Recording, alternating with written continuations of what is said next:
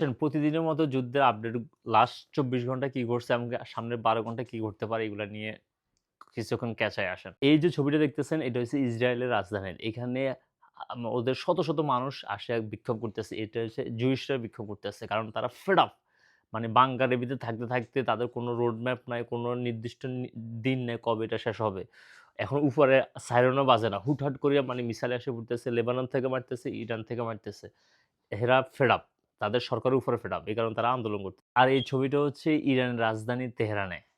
হাজার, হাজার লাখ, লাখ মানুষ রাস্তায় নামিয়ে আসছে তাদের সরকারকে সাপোর্ট দেওয়ার জন্য। যেখানে ইসরায়েল আর আমেরিকা চাইছিল সরকার পতন করার জন্য, সেখানে মানুষ সরকারের সাপোর্ট দিতেছে। আর ইসরায়েলের শুরু হয়ে গেছে এটা বিপরীতটা। ২৫০০ মেরিন সৈন্য জাপান থেকে হরমুজ প্রণালীর দিকে ডোনাল্ড ট্রাম্প নিয়ে আসতেছে। এনাদের কাজ হচ্ছে হরমুজ প্রণালীতে যে জাহাজগুলো আছে, জাহাজগুলো যাতে আটকে যাতে না থাকে। এগুলা যাতে অবাধে যাতে চলাফেরা করতে পারে। আর চায়না কি করছে দেখেন, গত ১২ ঘন্টা চায়না তাদের সবচেয়ে বেশি সংখ্যক এয়ারক্রাফট তাইওয়ানের আশেপাশে দিয়ে ঘেরও দিয়ে ফেলেছে। এমনকি তাদের স্পিড বোট অন্তত ২-৩০০ স্পিড বোট দিয়ে তারা মানে তাইওয়ানের মানে জলসীমার ভিতরে মানে চক্কর দিতেছে। এখন অনেকে প্রেডিক্ট করতেছে যেহেতু ডোনাল্ড ট্রাম্প ইয়া ইরানকে নিয়ে এদিকে ব্যস্ত, হয়তো চায়না হয়তো তাইওয়ান নেওয়ার জন্য এরা মোবিলাইজিং করতেছে। এটা যদি হয় একদম চায়না 1-2 র ব্যাপারে এটা নিয়ে নিতে পারবে। কারণ ডোনাল্ড ট্রাম্প এগুলা ছাইড়া দিয়ে আবার ওইদিকে যাইয়া ব্যাকআপ দেওয়ার মতো তার সে ক্যাপাসিটি নাই। সে অলরেডি প্যাট্রিয়টিক মিসাইল সিস্টেম এটা ইউক্রেন থেকে সাউথ কোরিয়া থেকে অলরেডি এদিকে নিয়ে আসতেছে, মিডল ইস্টে নিয়ে আসতেছে।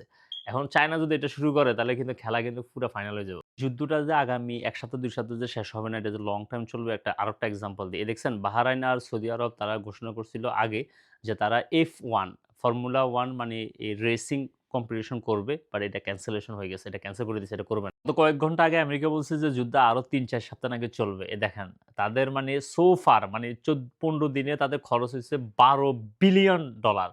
আর 6 উইক যদি হয় তাহলে এবার বুঝুন কত বিলিয়ন ডলার তাদের আরো খরচ হবে। ট্রাম্প তাদের ফ্রেন্ডলি কান্ট্রি গুলারে বলছে জাহাজ পাঠাইতে হরমুজ প্রণালীতে। দেখেন কি অবস্থা। জাপান কনসিডার করতেছে হয়তো পাঠাবে না।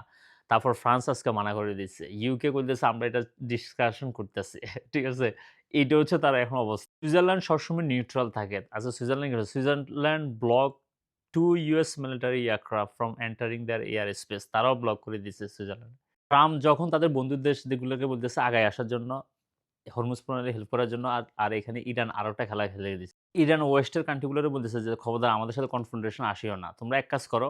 বলতেছে, "তোমরা জাহাজ নিতে পারবা। ২ টা শর্তে। একটা হচ্ছে চাইনিজ কারেন্সিতে লেনদেন করো। আরেকটা হচ্ছে আমেরিকা আর ইসরায়েলের সাথে কোন লিঙ্ক আপ রাখবা না। তাহলে তোমাদের জাহাজ আমরা যাইতে দেব।"